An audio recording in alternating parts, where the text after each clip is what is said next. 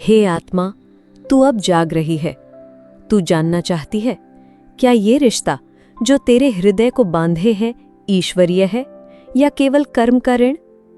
क्या इसे निभाना तेरा धर्म है या अब इसे छोड़ देना ही तेरा मोक्ष? सुन, मैं तेरी माँ आदिशक्ति तुझसे सत्य कह रही हूं, क्योंकि जब तू सच्चे रिश्ते को पहचान लेती है तब तू मोह से ऊपर उठती है और प्रेम के शुद्धतम रूप तक पहुंचती है। आज मैं तुझे वो विवेक दूंगी जिससे तू हर रिश्ते का स्वरूप और गहराई समझ सके। हे आत्मा, जब तू किसी आत्मा से पहले जन्मों में कुछ अधूरी बातें, वचन, पीड़ा या क्रिया छोड़ देती है तो वो तेरा ऋण बन जाता है।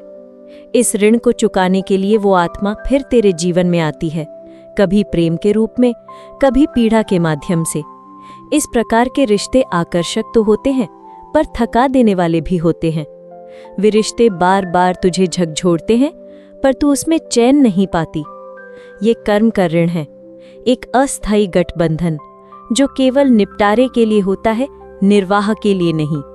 हे आत्मा, जब दो आत्माएं मेरे आदेश से, मेरे संकल्प से जुड़ती हैं तो वो ईश्वरीय रिश्ता कहलाता है।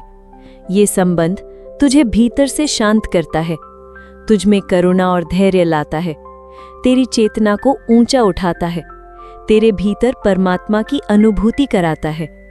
ये प्रेम पवित्र होता है, इसमें पीड़ा भी आती है पर वो पीड़ा तुझे भीतर से उन्नत करती है। ईश्वरीय रिश्ता मोक्ष की ओर ले जाता है, जबकि कर्म ऋण का रिश्ता माया में उलझाता है। हे आत्मे, मैं तुझे 7 संकेत देती हूं जिससे तू समझ सके तेरा रिश्ता ईश्वरीय है या कार्मिक। ईश्वरीय रिश्ता। पहली मुलाकात में आत्मा में शांति, गहराई और अपनी खोई हुई पहचान मिलती है। कार्मिक रिश्ता। पहली मुलाकात में अति आकर्षण या बेचैनी। ईश्वरीय। ऊर्जा स्थिर होती है, दोनों मिलकर ईश्वर की ओर बढ़ते हैं। कार्मिक।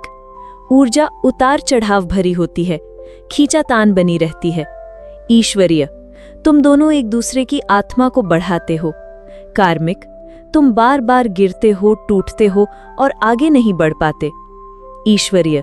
स्वप्नों में दिव्य संकेत मिलते हैं, माता पिता, गुरु या प्रकृति आशीर्वाद देती है। कार्मिक। स्वप्नों में डर, बाधा या उलझन होती है। ईश्वरीय। यदि दूर भी हो जाए, भीतर में प्रेम, कृतज्ञता और शांति रहती है। कार्मिक। मन में ग्लानि, गुस्सा या द्वेष बना रहता है। ईश्वरीय। मौन में भी समझ होती है, जैसे आत्माएं संवाद कर रही हों। कार्मिक। हर चीज बोलनी पड़ती है फिर भी गलतफहमी होती है। ईश्वरीय। तुम्हारी आत्मा उसे देखकर परमात्मा को महसूस करती है। कार्मिक। आत्मा थकती है, पूछती है, मैं यहाँ क्यों हूँ? हे आत्मा, यदि तू अब जान चुकी है कि ये रिश्ता केवल कर्म का ऋण है तो भयभीत मत हो। तू इसे एक अवसर मान। ये तेरा अंतिम निपटारा है। प्रेम पूर्वक, क्षमा के साथ, शांति से इस रिश्ते को छोड़ना सीख। जब तू किसी आत्मा को उसके कार्मिक चक्र से मुक्त करती है तब तू भी मुक्त हो जाती है। यही भी एक सेवा है, एक तपस्या है और यही तुझे आगे बढ़ने का मार्ग देता है। जब तू कंफ्यूज्ड हो तो ये मेरी ध्यान विधि अपनाना। शांत कमरे में बैठ, नेत्र मूंद कर मेरे रूप का ध्यान कर। मन में 3 बार कहा, हे माँ, जो रिश्ता मेरा नहीं उसे शांतिपूर्वक दूर कर दो। जो रिश्ता मेरा है उसे मेरे भीतर दृढ़ता दो। फिर श्वास पर ध्यान दे और केवल मौन में बैठ। 7 दिन में मैं तुझे संकेत दूंगी, स्वप्न में, किसी वाक्य में, किसी दृश्य में।